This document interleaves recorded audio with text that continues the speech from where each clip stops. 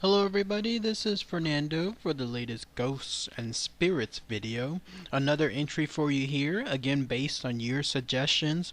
This one I believe has been suggested before on both my Urban Legends series, and I don't think it was done on the Cryptids and Monsters, but definitely the Urban Legends series, and it has to do with something that uh, people have experienced throughout hundreds of years. It's a very rare phenomenon, though, and to this day, it is as mysterious as ever. There's no 100% concrete proof that this concept really does exist, but there certainly is a lot of talk about it, and the idea that something like this could happen and continue to happen between various people throughout the world, it's both fascinating and then a little frightening considering the implications of all of it. I'm talking about the concept known as the doppelganger, which is very simple up front, but when I parlay some of the information, you realize that there are, I guess, various ways that doppelgangers can occur and what their meanings are, and I'll explain everything that I can on this particular idea. Of course, on the most simplest basic side, a doppelganger is a copy of yourself, almost like a clone. The idea is that somewhere in this world there could be the chance that you'll run into yourself, like your actual doppelganger. And how this happens, when it happens, what essentially causes it, it is 100% unknown. Some people, though, go by the iteration that doing this, like running into your doppelganger, is more than likely a bad thing because there are multiple tales of people encountering their doppelgangers, and whenever that happens, it's pretty much a premonition that something bad will occur. There's some tales that are things are good after you experience your doppelganger, but for the most part, it is a bad thing to do so. And I'm going to highlight some of the most fascinating stories that are tied to doppelgangers and reported occurrences. And then on top of that, I'll talk about at the end a variation of a doppelganger, which is called a bilocation, which is the idea that there are people that have the ability to create their own doppelganger. So rather than running into one by accident, people can apparently create one themselves, and there are some also fascinating stories tied to this. Now, as far as the first thing, of course, about people running into their own doppelganger, there are, again, a whole multitude of tales, too many to talk about. I'll just highlight some of the more interesting ones. Just go online, do any basic web research like I just did, and then you'll see places that'll say 32 instances of famous doppelgangers and celebrity doppelgangers and stuff like that. So there's a whole bunch of stuff to talk about, but this one I thought was by far the most fascinating, only because A, it wasn't really a dangerous thing. B, there was a multitude of people that witnessed this. I mean, and then C, this was done throughout various times. So this didn't just happen once between one person as a single witness. No, this happened several times, and there were multiple witnesses. And again, there was no danger. Anything involving this doppelganger experience, there was absolutely no harm done to the original person. So what had occurred was, you have to go back to the 1800s, 1845. This tale was recounted by a young girl, a 13-year-old, who was telling her father, an American writer by the name of Robert Dale Owen, about what she experienced. The girl's name was Julie. She has a long last name, Vaughn Goldenstub, but of course I'll just call her Julie in this case. And she was telling her father that while she was attending a school there in France in 1845, she ran into this strange situation. There was this teacher who went by the name of Emily Sagi. Her last name is spelled Sagee, and she was a teacher that was, although world renowned in that area for her teaching abilities, there was something else, something peculiar, something very odd that was happening to her that was causing far more interest in her. And this is what had happened. She said that at various times, this woman, Emily, would have a double of her suddenly appear and disappear in front of her students. And this was right there. Like, this was in broad daylight. This was not something involving, like, let's say at night with dark shadows, with trickery involved. No, this was your average school day. There was this teacher, Emily. She would teach, she would be writing on the blackboard, when all of a sudden her exact double, her clone, would appear. Like in the blink of an eye, it would appear right beside her. And the students noted that sometimes this doppelganger would mimic exactly what the teacher was doing. So if the teacher was again writing on the blackboard, this doppelganger would also be writing, obviously not on a blackboard, but it would mimic as if it were writing on a blackboard. Even in some cases, not even holding any chalk. It was just mimicking it. Like, imagine again just taking the same exact thing you're witnessing to in front of your very eyes with this teacher, Emily, and then copying and pasting it a couple of feet away from her, and you can visualize exactly what occurred. In that case, that event was witnessed by 13 students right there in the classroom.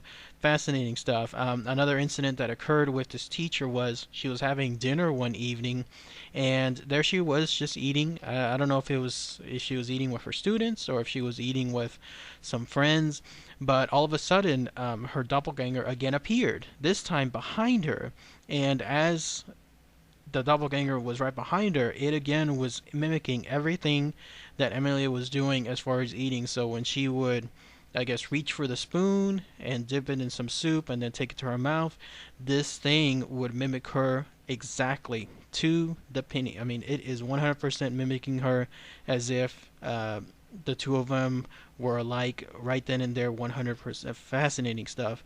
I mean, can you imagine that?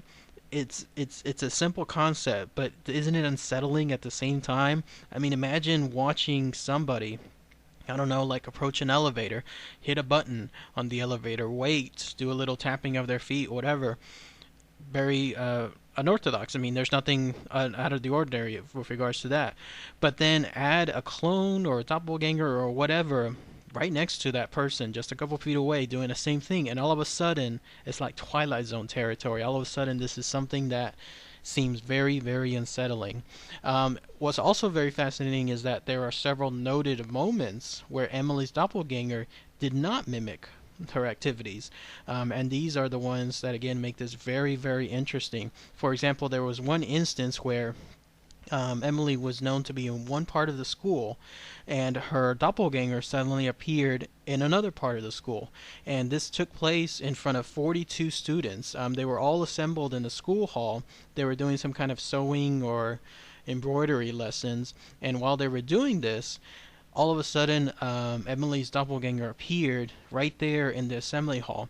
They knew that this was the doppelganger because they knew at that very same moment, Emily, they could see, was outside in the school's garden gathering some flowers, I guess, for some class later on. So at that very moment that this doppelganger, again, in the blink of an eye, like turning on a light switch, suddenly appeared before them, there, as they could see at the same time looking outside the window, was Emily gathering some flowers. I mean, that just messes up with your mind, doesn't it? The idea that something like this is occurring. I mean, it's both fascinating and then a little bit horror filled at the same time. But yeah, there was even another instance where Emily's doppelganger appeared in front of the students again, this time in the same chair that Emily would normally use as a teacher. And there was the real Emily, again, outside in the garden somewhere, attending to some part of the garden. And this time, one of the students finally was a little bit more brave and decided to try to see what would happen if they approached the doppelganger. Because apparently, all the other instances that I described, the people, the kids there, probably wisely, did not do anything in terms of approaching this strange creation, whatever this apparition was.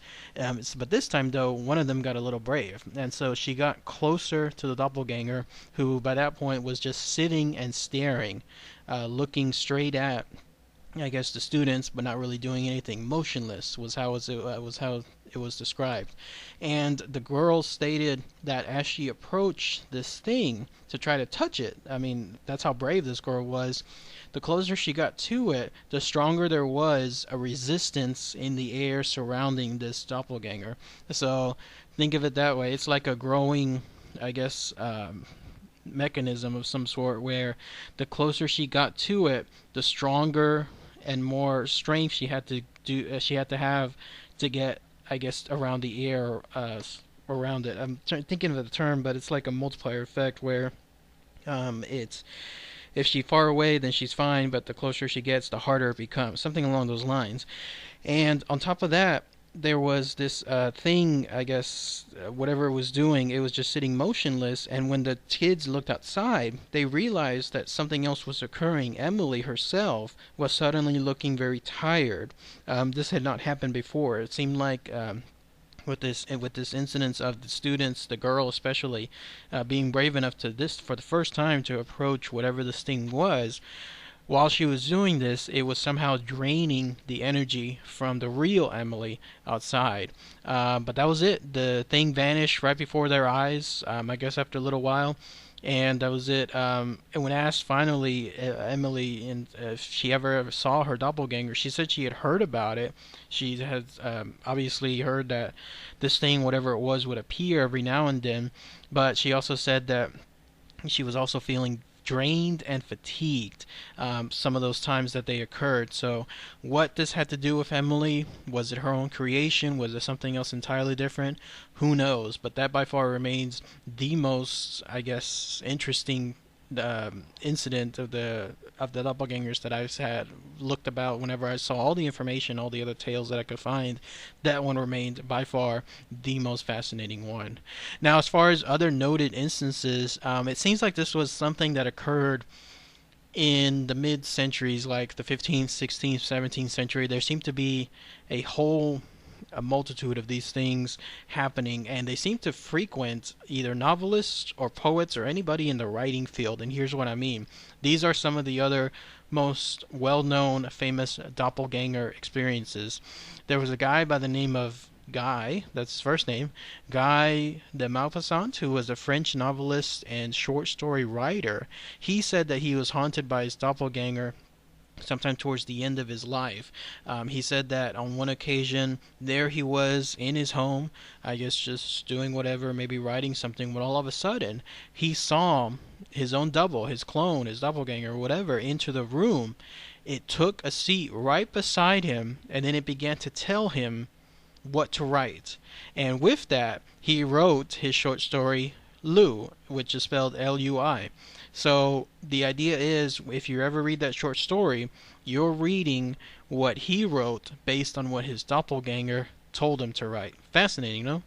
There's another guy by the name of John Donne, who was a 16th century poet, an English poet, and he said he too was visited by a doppelganger, but not his, it was his wife's. And he said that there he was in Paris, I guess it was at night, or he was doing something, just resting somewhere, when he saw his wife appear before him, either walking into the room or walking into the home, and she was holding a newborn baby. But he, of course, realized this is impossible because his wife was far away somewhere else, all pregnant at the time, and very close to having a baby.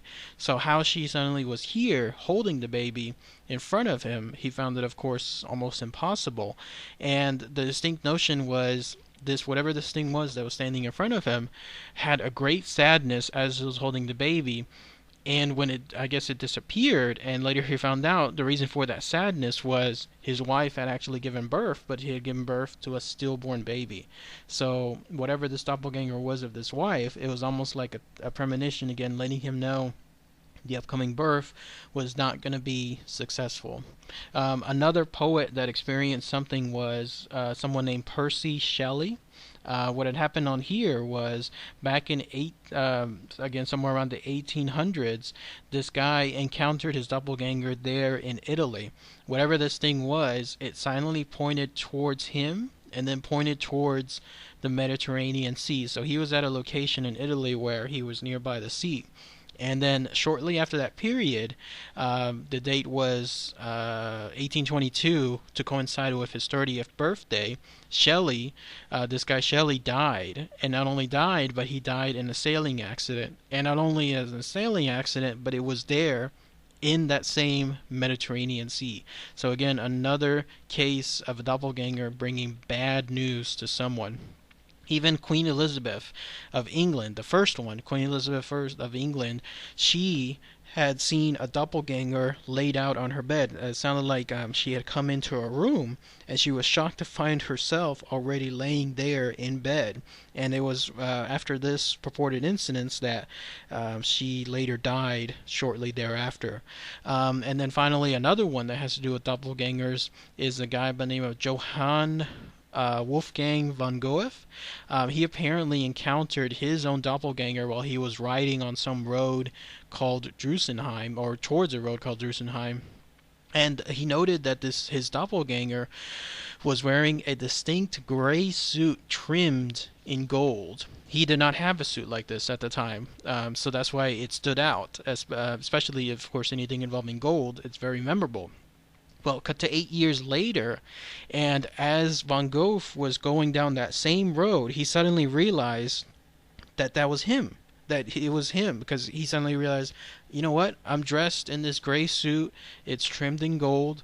I'm going down this road to Drusenheim, and almost like a flashback, he realized that that was him at that same moment. He was looking 8 years into the future at himself, and when he experienced that 8 years later, that's when it clicked in his head, and he realized, yes, that was indeed him. Fascinating, fascinating stuff.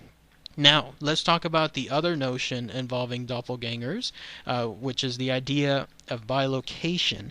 Bilocation is someone that can willingly project their own doppelganger, and there are various incidences of this. Some fascinating stuff that I'll talk about here. How people do it, why they do it, I don't know.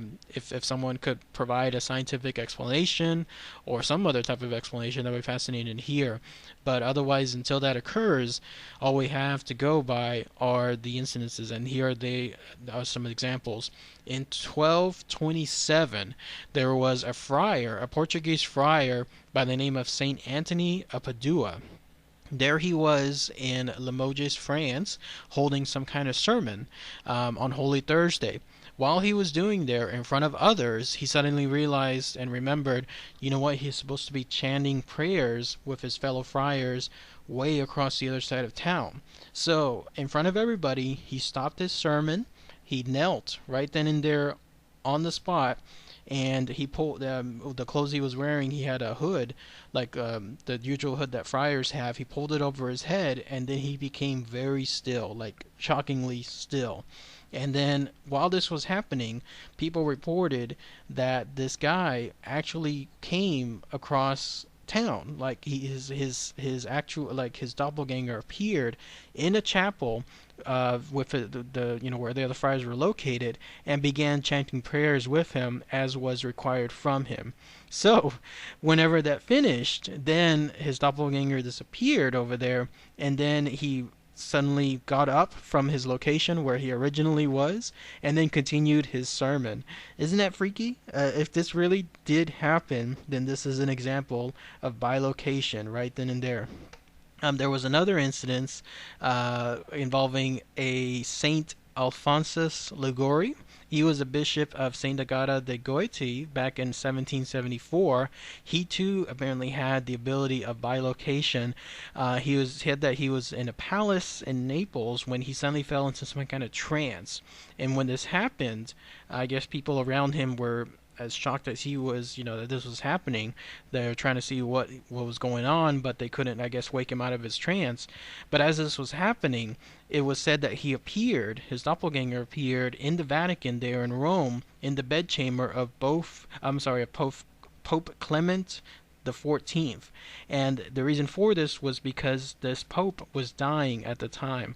So the saint appeared there, and he assisted the pontiff, and they all prayed together while the pope died. And when the pope actually then died, then he fell back into his body of some sort, snapped out of his trance, and then he was able to describe exactly what occurred.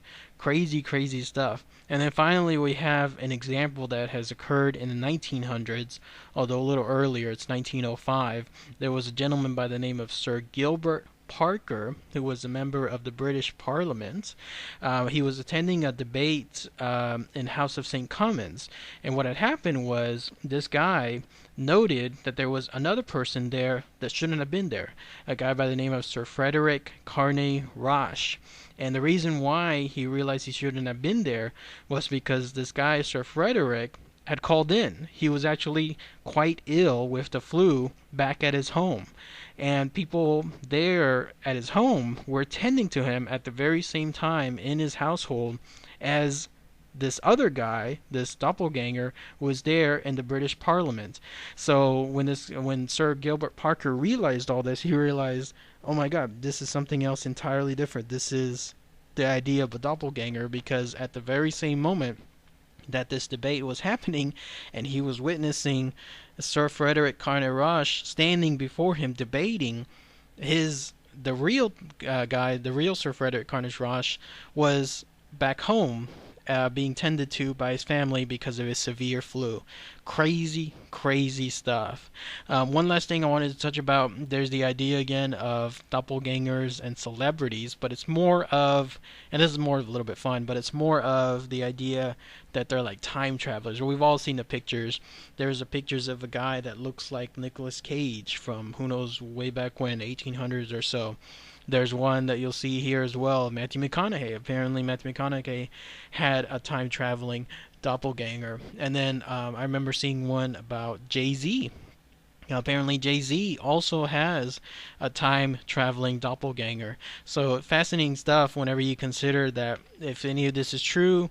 It's something to really scratch your head about. Obviously, a lot of these is not. It's just sheer coincidence, but it's fun at the same time. So, doppelgangers, what do you guys think? Sorry, that long video, but this is some fascinating stuff to talk about. If anyone knows any other examples that they can share, noted examples, famous examples that it didn't cover, stuff that just is so bizarre, so interesting to hear, please post those comments and share them below. So, alright everybody, thanks again as always. Take care.